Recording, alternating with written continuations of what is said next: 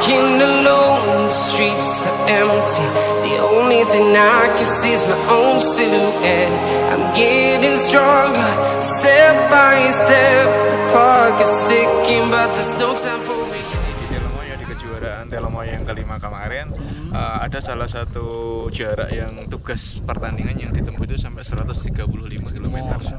Jadi dari sini heading Solo Tigo ke Bawen, Apakinti, naik ke Gunung Ungaran, kembali lagi ke tol Solo Tigo sana, kembali lagi ke sini. Jadi total jaraknya lebih kurangnya sekitar 135 sampai 40 km dalam waktu 3-4 jam.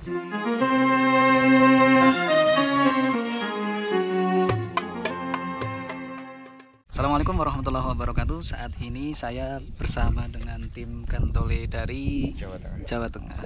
Silahkan perkenalkan Bapak. Ya, atau Mas.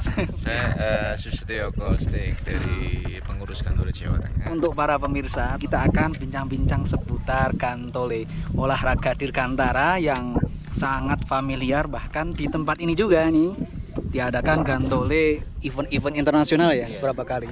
Silakan. Gantole itu bahasa Inggrisnya itu hang gliding. Jadi kalau semisal di dunia itu kita di bawah naungan FAI, Federasi Aeronautical Internasional. Terus subnya di bawah CIVL. CIVL itu bahasa Brasil, saya lupa kepanjangannya, tapi yang jelas olahraga dirgantara yang mana untuk take off dan landingnya menggunakan kaki. Menggunakan kaki, full 100% kaki ya, tanpa ada alat bantu ya? Alat di Indonesia itu kita di bawah naungan Federasi Aerosport Indonesia, yang mana di bawahnya ada Pordirga atau Ordirga, dari mulai terjun payung, para layang, gantole, aeromodeling, track, microled dan sebagainya. Itu semua yang menggunakan wilayah udara itu di bawah naungan Federasi Aerosport. Gitu. Kalau untuk menjadi atlet yang jelas satu, kita syaratnya nggak banyak, yang penting sehat jasmani dan rohani. Yang kedua, memiliki kemauan yang keras, yang dengan sungguh-sungguh untuk bersedia berlatih bersama. Gitu ya. Ini melihat apa ya, fisik yang mesti benar-benar ekstra fit sebenarnya ya, karena kita satu, spot jantung kita benar-benar diuji, adrenalin kita benar-benar ditumpahkan ini Bos ya. Ini apa kira-kira kiatnya agar nggak takut ketika melihat landasan di bawah aja gitu ya, melihat posisi di bawah gitu? Kita itu perlu latihan untuk bisa terbang menggunakan pesawat Gantole. Itu kita stepnya apa? Kita latihannya itu dari awal. Yang pertama kita harus tahu bagaimana merawat layangan Gantole. Bagaimana kita harus setup, buka, bagaimana kita harus tutup, terus bagaimana memperlakukannya di atas mobil, membawanya. Setelah itu baru masuk ke tahap pembelajarannya itu kita ada training, ada materi tulisnya kaitannya dengan masalah konsep dasar aerodinamika, bagian-bagian layangan, cuaca, angin, sampai dan radio telekomunikasi, sehingga itu nanti ke depan mapping juga navigasi. Artinya itu ke depan harus dimiliki oleh penerbang Gantole agar ketika melakukan penerbangannya ke depan itu benar-benar menguasai, mengedepankan standar safety-nya. Itu yang luar biasa yang jadi perlu dikedepankan. Setelah itu baru materi, terus baru kita kenalkan untuk yang namanya ground handling. Berarti handling di bawah ya. Jadi kita membawa pesawat Gantole dengan cara berlari-lari di lapangan. Pertama itu tahap pertama itu kita lari-lari sampai berapa kali sesuai dengan kebutuhan. Yang jelas dari parameternya, dari nilai 100 itu harus mendapatkan nilai 80 minimal untuk kebaikannya. Terus setelah itu baru naik ke ketinggian yang 10 meter. Terus naik lagi itu di 10 meter, 15 meter itu kita belajar untuk take off, langsung landing. Take off, langsung landing. Take off, landing. Tanpa radius, belum ada main radius ya? Otomatis kita hanya meluncur berapa meter paling? Berapa meter tuh 10 atau sampai 15 meter mungkin ya? Jadi di situ skimming di situ sangat mempengaruhi, yang materinya sangat krusial di situ, belajar take off yang aman dan benar. Skimming ya, pengendalian di udara walaupun hanya singkat ya, bertahap. Terus langsung melakukan pendaratan sempurna. Itu yang membutuhkan waktu agak lama di situ. Karena apa? Itulah salah satu titik krusial. Setelah itu baru naik lagi ketinggian 30 meter. Take off landing. Terus setelah itu baru naik lagi ke 100-200 meter, itu masih ada semacam panduan dari instruktur. Terus kemudian di perlahan-lahan mulai dilepaskan. Jadi masih dipandu sampai dia benar-benar menemukan safety, feelingnya dapat gitu. Terus akhirnya sudah mulai didiemin pelan-pelan, nggak dikasih masukan, nggak dikasih instruksi, biar dia melatih judgementnya, mengambil keputusan. Feelnya udah dapat, baru kita bimbing pelan-pelan terbang bareng-bareng. Seperti itu. Ya, setelah itu baru belajar yang lain, kayak bagaimana teknik termaling.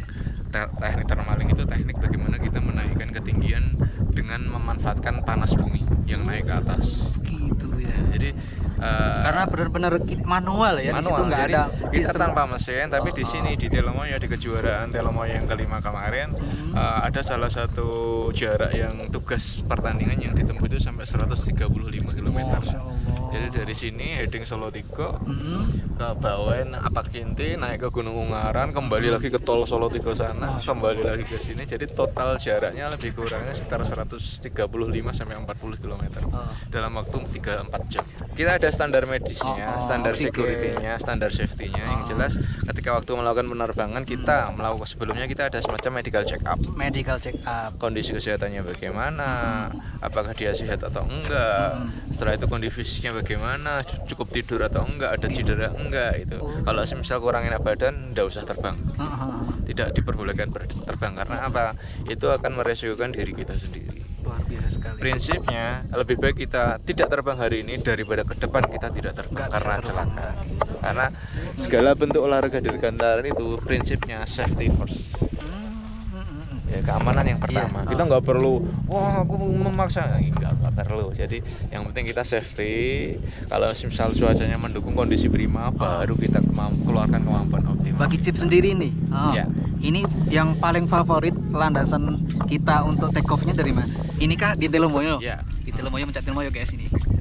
Kalau dikatakan yang paling favorit itu semua tempat memiliki keunikan sendiri-sendiri. Keunikan sama karakteristik sendiri-sendiri. Di Telomoyo itu salah satu yang terbaik di Jawa Tengah. Jadi kita take out dari ketinggian lebih kurangnya 1800 mensi level.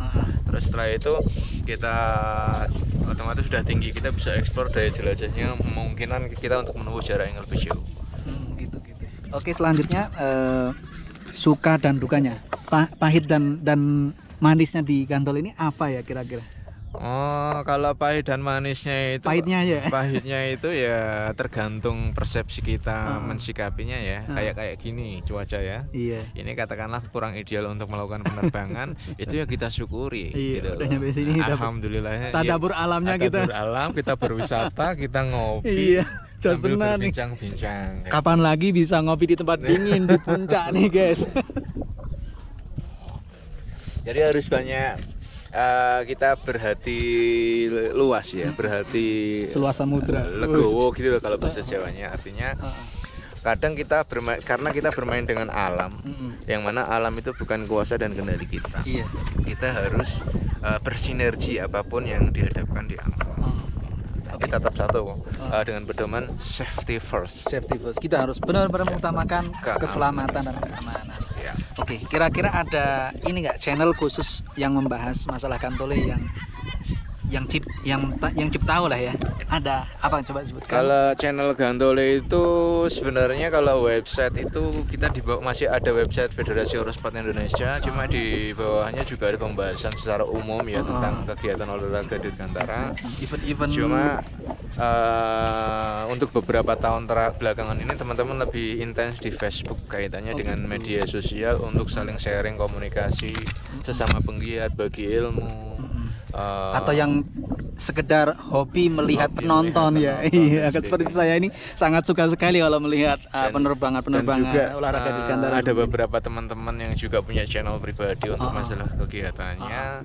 Cuma ya intinya just bagaimana kita pengen olahraga ini semakin maju dan berkembang di Indonesia. Betul. Beberapa berita kemarin informasi sudah beberapa kali Cip ini ngikutin kejurnas maupun internasional, event-event nasional. Banyak, cuma belum pernah ke luar negeri kita. Ada beberapa teman ya. Jadi karena kita memang untuk suspend pembiayaan kita, anggaran kita tidak kita alokasikan untuk kegiatan di luar negeri karena kita lebih fokus untuk pembinaan dan prestasi intern Jawa Tengah dulu. Jadi karena memang untuk mengembangkan olahraga ini butuh apa ya? Termasuk langka ya, iya, olahraga ini. Sebenarnya ya karena memang total penerbang di Indonesia lebih kurangnya 150. Gantole 150 penerbang baru kurang lebih ya. Lebih kurangnya ya. Terus untuk yang di Jawa Tengah yang aktif terbang sekitar 15 orang. Itu pun yang sudah mulai jarang terbang karena faktor usia, karena kesibukan dan sebagainya. Atau karena fisiknya sudah berkurang. Menurun mungkin ya. Terus sekarang paling aktif sekitar 10-an. 10 orang. Mungkin jika kalian pingin menjadi atlet gantole, silahkan nanti kita share nomor HP, bisa nggak? Nomor WA kita cantumkan di deskripsi nanti. Nah, bisa sharing tentang apa aja, mau nanya-nanya ini kalau beli gantole di mana, kalau pingin bisa gantole gimana, kalau jantungnya pingin sekuat jantung mereka guys. Karena saya bahas masalah olahraga gantole itu untuk semua masyarakat, semua orang yang ingin belajar bebas, tidak ada persyaratan yang khusus, semuanya bisa belajar, yang penting sehat jasmani dan rohani. Ada anak rescue juga di sini, anak-anak SAR. Pecinta alam ada, SAR ada. Saya juga basicnya dulu di Universitas 11 Maret Jakarta juga giat di kegiatan. Masya Allah, biasa. Saya merasa terhormat banget guys ketemu dengan beliau, chiefnya olahraga gantole di seluruh Jawa. Bukan chief kita, namanya itu saling apa ya, semuanya sahabat. Iya, sahabat gantole. Tapi tanpa ada ketua nggak, susah untuk mengkoordinasi sebenarnya. Inilah pentingnya kita sedikit pengetahuan tentang gantole ini. Jadi ini harus pakai ini safety. Kemudian itu apa aja? GPS ya. Ini variometer mengukur ketinggian. Dan standar ketinggian paling safety itu berapa? Oh, tergantung tempatnya Pak, kalau ketinggian. Kalau di sini 2.500 sudah tinggi. 2.500 sudah ya. Untuk misalkan dari penerbangan pesawat itu ini terbaca ya dengan mereka sudah, gitu ya? Notamnya sudah ada. Sudah ada ya. Iya. Jadi safety, nggak ada crash, kemudian tentunya dengan adanya olahraga ini satu seperti tadi menggairahkan pariwisata. Batas ketinggian tertentu. Iya benar. Itu maksimal berarti sekitar 3.000-an? Iya, sekitar 3.000-an mdl. Itu suhunya udah sangat dingin teman ya? Sangat dingin. Sudah pilek di atas. Oh gitu. Ya Allah. Nggak bisa berdua, ini cuma cukup hanya satu ya? Untuk ukuran layangannya, untuk yang tandem itu sendiri ya? Lebih besar. Nah sekarang teknik membaca cuaca itu dari segi apa aja mas? Bisa. Dalam sebuah penerbangan kita itu kan menginginkan untuk terbang yang tinggi. Dari situ kita bisa membaca cuaca, arah angin, dan juga tempat terbang. Kita biasa terbang di situ, biasanya titik-titik termal itu biasanya tidak jauh dari tempat-tempat yang sudah kita pahami. Ya, untuk kejuaraan di Indonesia itu biasanya didominasi dengan spot landing, kemudian lintas alam, atau durasi lama terbang ya. Yang paling sering durasi mungkin ya? Paling sering justru malah spot landing, karena spot landing itu bisa dipertandingkan di mana saja. Gitu. Bedanya kalau cross country atau lintas alam itu kemungkinan lebih enaknya di sini di Telomoyo. Sejak kapan Bung Supriyanto ini hobi dengan gantole ini? Saya mulai bergabung di tahun 2012, jadi kemungkinan sekitar 8 tahun. Udah 8 tahun ya. Itu ya di gantole ya. Selain menjadi atlet gantole ini, apa aja aktivitas sehari-hari? Saya banyak. Saya sebagai karyawan juga, ada usaha juga kecil-kecilan di rumah. Jadi tidak istilahnya monoton seperti itu. Karena untuk terbang sendiri juga tidak setiap bulan atau setiap tahun bisa. Karena cuaca kemarau sekarang juga tidak pasti untuk berapa ekstrim perubahannya ya. Seperti itu. Kemudian untuk GPS sendiri sekarang kan banyak sekali spot-spot yang kadang intervensi ya. Itu ada nggak pernah gangguan kayak gitu nggak?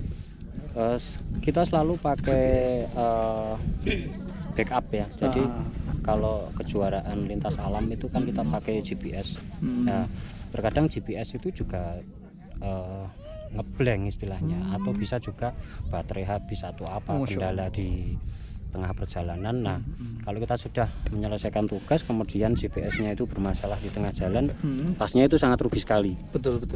Maka dari itu kita biasanya pakai backup, dan sekarang itu lebih gampang, lebih canggih sekarang tentunya update HP, teknologi kita ya. HP bisa, dengan apapun bisa. Jadi dari kita biasanya pakai GPS lebih dari satu untuk backup biasanya. Oke. Jadi misalkan pernah nggak, misalkan kita start landing kayak take off kayak gini, tiba-tiba kan udah perkiraan ternyata cerah, ternyata sampai suatu titik tertentu ada hujan gitu, pernah nggak? Gerimis gitu. Tapi waktu itu ya demi keamanan kita langsung turun aja, langsung landing gitu ya. Langsung landing. Waktu terbang di tengah perjalanan terasa gerimis gitu kan. Ya sudah, kita cari tempat pendaratan yang paling dekat, yang paling aman. Gitu.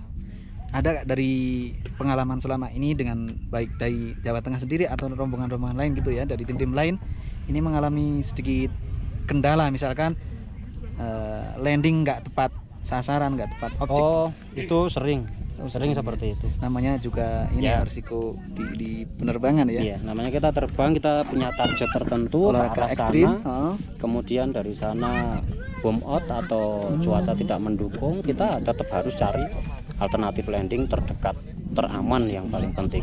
Sering juga kita landing di sawah yang basah, sampai sepatu sampai celana basah semua, itu sudah biasa buat kita. Gitu ya. Kalau di pantai pernah nggak? Pinggir pantai pernah, sering. Kita ada kejuaraan juga di Jogja Air Show di Parangtritis. Biasanya di Januari Februari biasanya. Cuman karena kendala Covid ini jadi mundur, belum sampai sekarang belum terlaksana juga. Begitu ya. Enak kalau di pantai itu anginnya cenderung konstan. Tidak terlalu kecil, tidak terlalu gede, mudah dikendalikan ibaratnya ya. Kemudian jelas, cuaca juga lebih gampang diprediksi ya. Ya, yang paling enak juga untuk tempat mendaratnya. Karena di pasir itu kan, dan cenderung pasti kalau di pantai itu luas. Hanya kita bermainnya untuk mengurangi cedera itu sangat mungkin ya. Sangat mungkin. Biasanya dari junior itu justru untuk pelatihan awal itu di daerah pantai. Di daerah pantai seperti itu. Udah 8 tahun. Karir-karir yang di ini kira-kira sudah ikut kejuaraan internasional juga? Kalau kejuaraan nasional dan internasional kami selalu ikut. Cuman kebetulan memang penerbang-penerbang di Indonesia ini memang luar biasa untuk kualitasnya, itu cepat sekali naiknya. Aduh, jadi enak banget saya ketemu dengan para atlet-atlet Gantole ini dan bisa membagi informasi yang penting, unik dan menarik buat kalian semua guys. Cintai olahraga dan silahkan mencoba kalian menelisik tentang olahraga Dirgantara Gantole.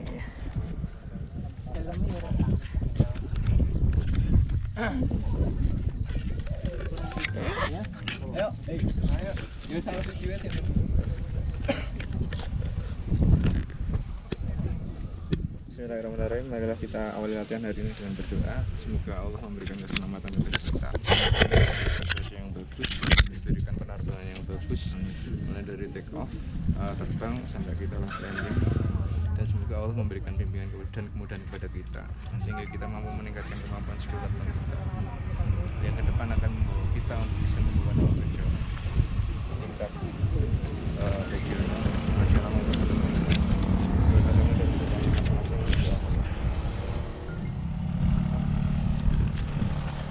Bravo! Gantole! Silakan, kalian suka silahkan di like, subscribe bagi yang belum, komen dan share sebanyak-banyaknya ke teman kalian. Siapa tahu konten ini bermanfaat, baik informatif maupun edukatif buat mereka dan kita semuanya. Thanks for watching and see you in the next video. Terima kasih sudah menonton video-video yang saya bikin. Selamat berjumpa kembali di video-video menarik berikutnya. Assalamualaikum warahmatullahi wabarakatuh.